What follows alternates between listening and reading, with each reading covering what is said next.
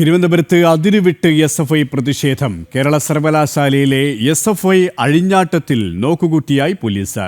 സർവകലാശാല കവാടം തകർത്തും അതിക്രമിച്ചു കയറിയും SFI പ്രതിഷേധിച്ചിട്ടും പോലീസ് നടപടിയെടുത്തില്ല.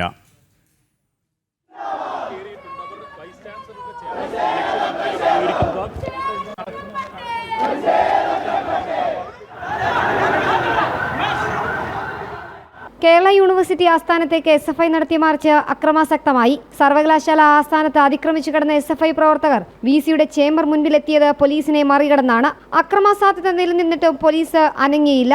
SFIക്ക് കൂട്ടുനിന്ന നിലപാടാണ് പോലീസും സർവകലാശാല ആസ്ഥാനത്ത് ഇന്ന് സ്വീകരിച്ചത്.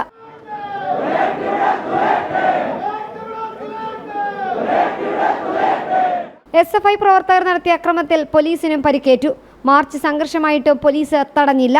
സർവകലാശാല ആസ്ഥാനത്തെ മാർച്ചിൽ പോലീസ് നോക്കുകുത്തിയായത് മണിക്കൂറുകളോളമാണ്.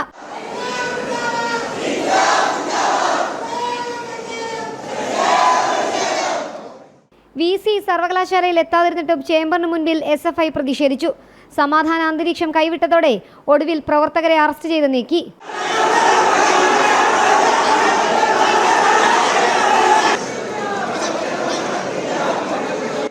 ജനം, തിരുവനന്തപുരം.